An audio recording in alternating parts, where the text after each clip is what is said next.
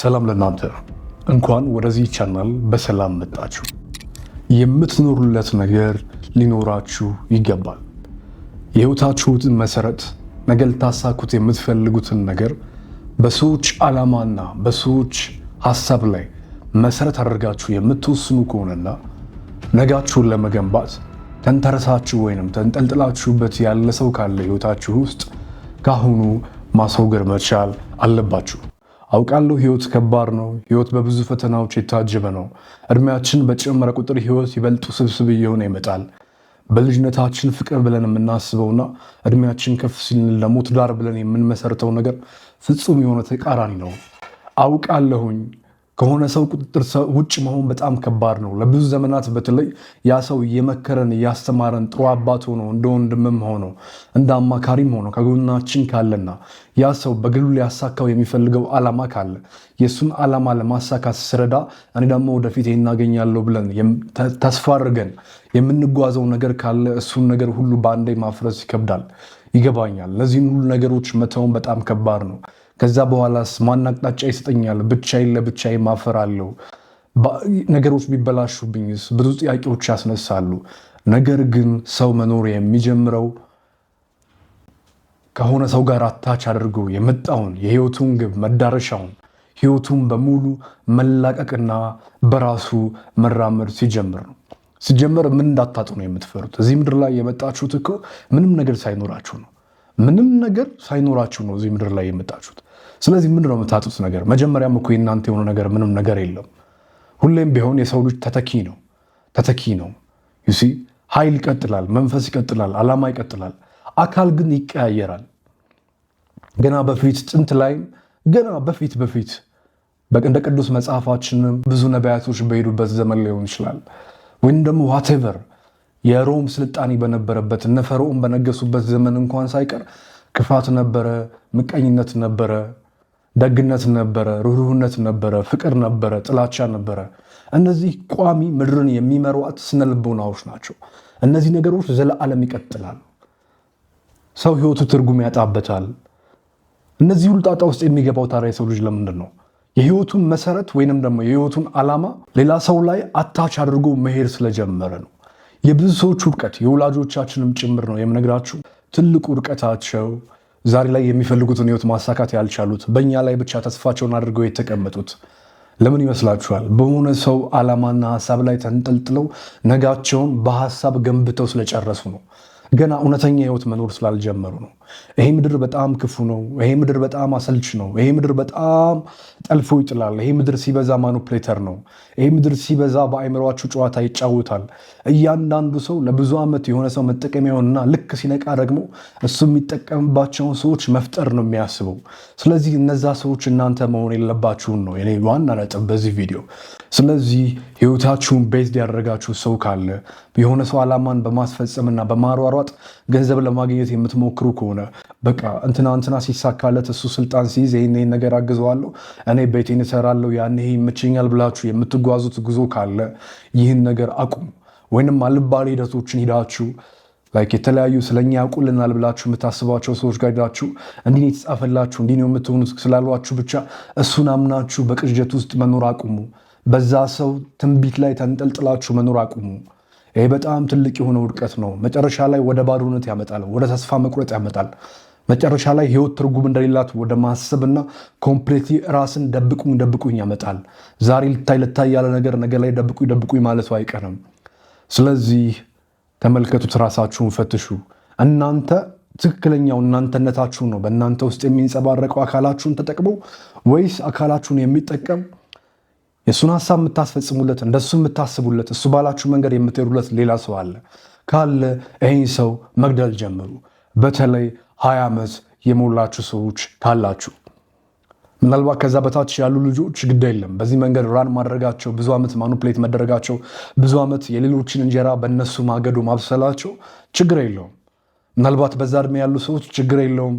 ብዙ ዓመት በሆነ ሰው ጥራ ስለመጠለላቸው ምንም ማለት አይደለም። ይማራሉ። ሰዎች ምን ያህል አጭበርባሪ እንደሆነ ይረዳሉ። የኔ ያለው ነገር ሁሉ እንደምሄድ ያውቃሉ። ምንም የሚተማመኑበት ነገር ምድር ላይ እንደሌለ ከራሳቸው ውጭ ይረዳሉ። እንዲሁም ከአምላካቸው ውጭ ሌላው ሁሉ ከንቱ እንደሆነ ይገባቸዋል። ስለዚህ ይማሩበታል። 20 ዓመት የሞላችሁ ከ20 ከፍ ያላችሁ ግን በሆነ ሰው ቁጥጥር ስር ውስጥ ከሆናችሁ ኢቭን ነገ ይሄን አደርጋለሁ ብላችሁ ወስናችሁ ያ ሰው ሐሳባችሁን የሚያስቀይራችሁ ሰው ካለ ያ ሰው ነው። እኔ ስለሱ ሰው ነው የማወራው። ይህ ልክ አይደለም። ወይንም ደግሞ ቀላል የሆነ ፎርሙላ ልስጣችሁ ያንን ሰው የምትለዩበት በጣም ቀላል የሆነ ፎርሙላ። ልተቹት ወይንም ደግሞ ጥፋቱን ልትናገሩት የማትችሉት ሰው ካለ ህይወታችሁ ውስጥ ያ ሰው እናንተን እየተቆጣጠራችሁ ነው። በአጭር ቋንቋ ማለት ነው። ልተቹት ወይንም ያጠፋውን ነገር ልትናገሩት ወይንም ልገስጹት ወይንም ደግሞ እናንተም ስሜታችሁን አሳይታችሁ እሱም ስሜቱን የማያሳያችሁ ከሆነ ያ ሰው እየተቆጣጠራችሁ ነው። በዛ ሰው ዓላማ ስር ነው ያላችሁ። እሱ እንደሚሆነው እየሆናችሁ ነው። እንደዚህ አይነት ሰውን ከህይወታችሁ አስወግዱ። የራሳችሁ የእናንተ እረኛ አምላካችሁና እናንተ ራሳችሁ ናችሁ። አምላካችሁ በሰጣችሁ ጭንቅላት እውቀትን ለአእምሯችሁ ትመግባላችሁ። በአካላችሁ ስራ ሰርታችሁ ገንዘብን ለማስተማመኛና ችግሮችን ለማለፍ እንዲሁም ደግሞ ነገሮችን ለማቅለል እንዲሁም የጊዜ ነፃነት ለማግኘት ትጠቀማላችሁ። ስለዚህ አምላካችሁ ገና ከእናታችሁ ማህፀን ስትወጡ የሚያስፈልጋችሁን ነገር ሁሉ ሰጥቷችኋል። እምነታችሁ እንደ እረኛ የምታስቡት እሱን ይሁን። አለቀ። ከዛ ውጭ ግለሰቦችን እንደ እረኛ ህይወታችሁ ላይ እንዲወስኑ አትፍቀዱላቸው። ለምሳሌ እናንተ የራሳችሁ የሆነ ከለር ያላችሁ የሚመስላችሁ ሰዎች አላችሁ። ነገር ግን አሁንም በሌላ ሰው የምትዘወሩ ሰዎች እናንተን ብትሆኑ ከዚህ ነገር መውጣት አለባችሁ። ይሄን ስናገር ከልቤ ነው። እኔ በዚህ መንገድ 4 ዓመት አልፌያለሁ ከሰው ጋር እሱ እንደሚያስበው እያሰብኩ እሱ እንደሚመኘው እየተመኘው እሱ ሊያሳካው የሚፈልገውን ነገር ለማሳካት እየተመኘውኝ። መምህሮች በህይወታችሁ ላይ ኢቭን የሚያስፈልጓችሁ እስከሆነ ጊዜ ድረስ ነው። ያለበለዚያ ጥገኝነት ይመጣል። ህይወታችሁ ላይ ብዙ ነገሮችን ማስወገድ አለባችሁ። ብዙ መቀራረብ፣ ብዙ ፍቅር መስጣጠት፣ ብዙ ትኩረት፣ ብዙ የበዛበትን ከፊት ለፊቱ ብዙ ያለውን ነገር መቀነስና በመጠኑ ማድረግ መቻል አለባችሁ። የተሰጠን 24 ሰዓት እንኳን ምድር ላይ በሁለት ፈረቃ ነው የሚንቀሳቀሰው። ግማሹን ብርሃን ግማሹን ጨለማ አድርጉ። ምናልባት አንዳንድ ዓለማት ሊኖሩ ይችላሉ በአንዱ ላይ የቆሙ። ነገር ግን ዓለም ቅርጿ ለዘመናት ተመልክተናል። ገና ጥንት የሰው ልጅ ታሪክ ከተጀመረበት ጊዜ ጀምሮ ፀሐይ ትጠልቃለች እንዲሁም ትወጣለች፣ ጨረቃም ትመጣለች፣ ፉልሙን ስትሆንም ትሆናለች፣ ጎደሎም ስትሆን ትሆናለች። ምድር እንኳን ትፈራረቃለች። ስለዚህ ህይወት ባላንስር ነው። ጨለማውንም ብርሃኑንም አስማምታችሁ መኖር መቻል አለባችሁ። ስለዚህ ፍጹም አልጋ ባልጋ የሆነ ህይወትን አትምረጡ። ኢቭን ያ ሰው እንኳን ኮንፈርት የሚሰጣችሁ ቢሆናችሁ እንኳን ማለት ነው። እኔ በዚህ ሰዓት ተጠቅቻለሁ። ስለዚህ እናንተን በዚህ መንገድ እንዳትሸወሩ ነግራችሁ ፈልጌ ነው። ህይወታችሁ ላይ በጣም ሙሉ ናችሁ። ምንም የጎድላችሁ ነገር የለም። ሰዎችን እንደ ወዳጅ መቅረብ ልመዱ እንጂ እንደ አለቃና እንደ ደቀ መዝሙር አትንቀሳቀሱ። ይሄ የባርነት መንፈስ ነው። እናንተ ላይ ያለው ኃይል ያፍራል፣ ይሸነፋል፣ ተሸናፊነት ይሰማዋል። ስለዚህ ይህ መልካም ነገር አይደለም። ውጭ ሀገር የምትኖሩ ሰዎች ልትኖሩ ትችላላችሁ። የሆነ ሰው ብር ላኩልኝ ካላችሁ አለመላክ ሁሉ የማትችሉት ደረጃ የደረሳችሁ ሰዎች አላችሁ። እምቢ ማለት ልመዱ። አይሆንም ማለት ልመዱ። የሆነ መስመር አብጁ ህይወታችሁ ላይ እንዴ፣ የሆነ ነገር ገንቡ ህይወታችሁ ላይ። መወሰን ባለባችሁ ሰዓት መወሰን መቻል አለባችሁ። ስትወስኑ ዓለም በሙሉ ቅርጿ ይቀየራል። መወሰን ነገሮችን ሁሉ እንዳልነበረው አድርጎ እናንተ በምትፈልጉት አቅጣጫ ለመገንባት የሚያግዛችሁ ትልቅ መሳሪያ ነው።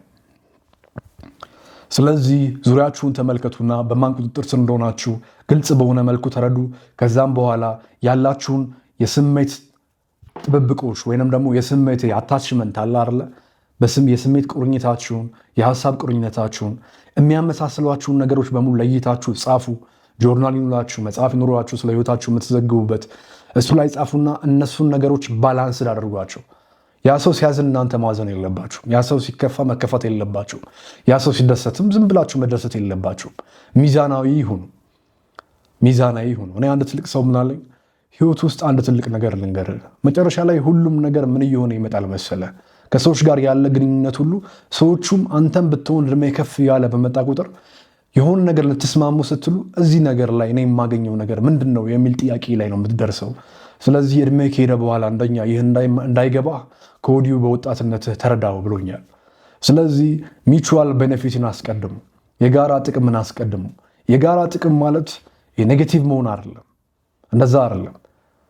ሰዎች በሚሰጧችሁ ኢነርጂ ልክ መልሳችሁ መስጠት ልመዱ። ፍቅር ላይም ሊሆን ይችላል፣ ዋቴቨር ስራ ላይም ወይንም ከዚህ ሰው ጋር ይሄ ኮንትሮል ከሚያደርጋችሁ ነገር ጋር ያለውን ጉዳይ ሊሆን ይችላል። ባላንስ አድርጋችሁ ማስኬድ ልመዱ። አምላካችን ቀንና ጨለማን ፈጥሮ ባላንስ አድርጎ ቀን እንዳስዋበልን ማለት ነው፣ እንደመራልን ማለት ነው። ስለራሳችን የምናስብበት ጊዜ እንደሰጠን እንዲሁም ደግሞ ጠዋት ወጥተን እንድሰራ እንድንለፋ ነገሮችን ሁሉ ብርሃን እንዳደረገልን እናንተም ከሰዎች ጋር ባላችሁ ስሜት፣ አመለካከት ሁሉም ነገር ላይ ባላንስ አድርጋችሁ መጓዝ የምትችሉበትን መንገድ መፍጠር መቻል አለባችሁ። ያ ካልሆነ መጨረሻ ላይ ትርፉ ጸጸት ነው። በህይወታችሁ የምትጸጸቱ ሰዎች ደግሞ መሆን መቻል የለባችሁ። ከዛም ያለፈ ከዛም የዘለለ ውብ የሆነ ህይወት ስለሚገባችሁ ማለት ነው። ስለዚህ ያላችሁን እስራት ከሆነ አታችመንት ጋር ያላችሁትን የሆነ የሚመራችሁ ሰው ካለ ህይወታችሁና የህይወት ግባችሁን በሆነ ሰው ላይ አታች አድርጋችሁ ከሆነ ከወዲሁ ስበሩት። ይህን ስታደርጉ ግን ለዛ ሰው አሳውቁት እያልኩ አይደለም።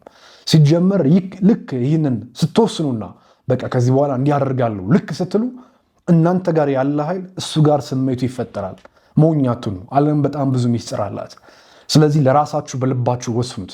ከዛ በኋላ ልባችሁ ለወሰናችሁት ነገር ሁሌም ቢሆን እንዲሳካ አምላካችሁ ይረዳችኋል። እናንተም ራሳችሁን ታግዛላችሁ፣ ትረዳላችሁ። አምላካችሁ ነገሩን ይባርካል። እናንተ ደግሞ በመባረኩ ላይ ጥረት ስትጨምሩበት ጥሩ የሆነ አብሮነትን ከሰዎች ጋር ያለምንም አታችመንት ያለምንም ቁርኝት መፍጠር ትችላላችሁ። ለልጆቻችሁ የምትሰጡትን ወይንም ለልጆቻችሁ ልትሰጡት የሚገባውን ፍቅር፣ ትኩረትና እንክብካቤ፣ ክብር ለባለቤቶቻችሁ ልትሰጡት የሚገባውን ፍቅር፣ እንክብካቤና ክብር፣ ትኩረት ለእንደዚህ በህይወታችሁ ውስጥ ድንገት መጥተው እንደ ጉሩ ራሳቸውን እንደ ኢንላይትንድ እንደሆኑ ነገሮች እንደሚረዱ እግዚአብሔር ለእነሱ ራእይ እንደሚያሳያቸው ህልም መፍታት እንደሚችሉ እንደሚሰማቸው ሰዎች እነሱ ሁሉን እንደሚያውቁ ስለ ህይወት ብዙ እንደተረዱ የሚያስቡ ሰዎች ብዙ ጊዜ እናንተ ተጨንቃችሁ ሊደርሱ ሲገቡ በዝምታ አልፈው አይ ህይወት እኮ እንደዚህ እኮ ነው፣ አንዳንዴ አይ ዝም ስልህ በራስ መንገድ እንድታመጣው ብዬ ነው እንዳሰንፍ ብዬ ነው እያሉ ማኑፕሌት እያደረጉ የችግራችሁ ሰዓት ሳይገኙ ከችግሩ ከወጣችሁ በኋላ ለዚህ ብዬ ነው በሚል ሰበብ ስሜታችሁን ኮንትሮል የሚያደርጓችሁን ሰዎች ራቁ። ወይንም ደግሞ በእናንተ ውድቀታችሁ ወይንም ደግሞ ስኬታችሁ ሰዓት እየተገኙ በርታ አይዞ እያሉ የሚያጽናኑ በመምሰል ውስጥ ከእናንተ ኑሯቸውን እንጀራቸውን ከሚያበስሉ ሰዎችም ራቁ።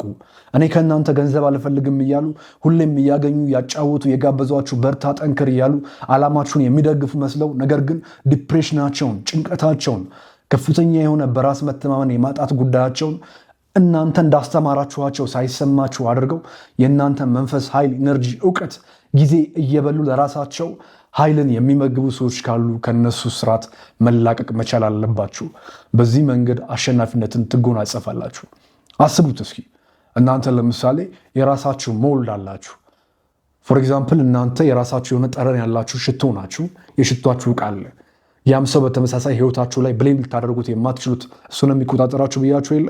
ያም የሚቆጣጠራችሁ ሰው በተመሳሳይ ወይንም ዓላማችሁን፣ የህይወታችሁን ግብ፣ የምትኖሩለትን ነገር፣ የህይወት ትርጉማችሁን አመሳስላችሁ የምትጓዙ ሰው አለ እንበል። እሱም በተመሳሳይ የራሱ ሽቶ ነው፣ የራሱ ጠረን አለው፣ የራሱ ቃል ነው። እናንተ የሚመስላችሁ የራሳችሁን ህይወት እየኖራችሁ ይመስላችሁ ይችላል።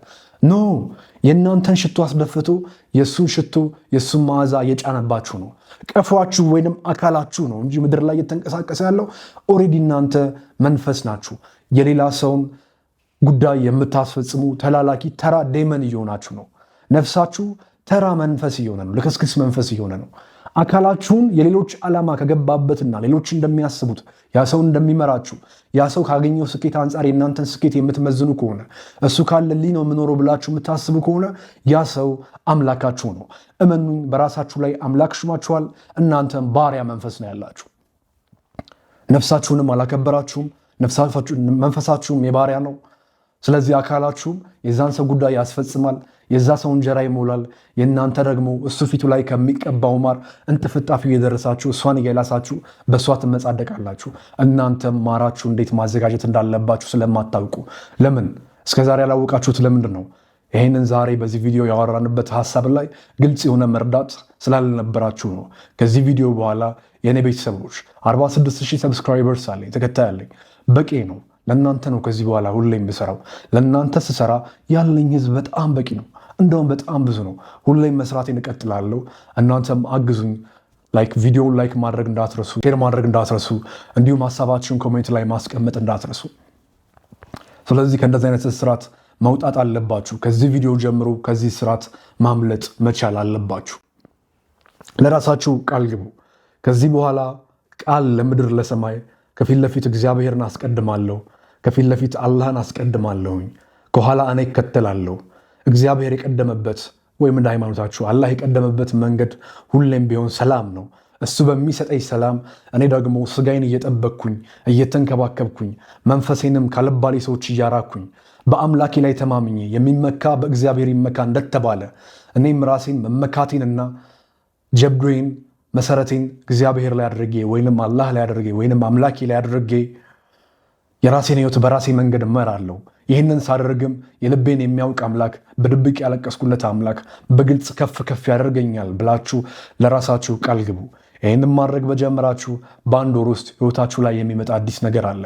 እሱን አዲስ ነገርም ለሰዎች አታውሩት፣ ለራሳችሁ ያዙት። ከራሴ ተሞክሮ ነው ይህን ያልኳችሁ።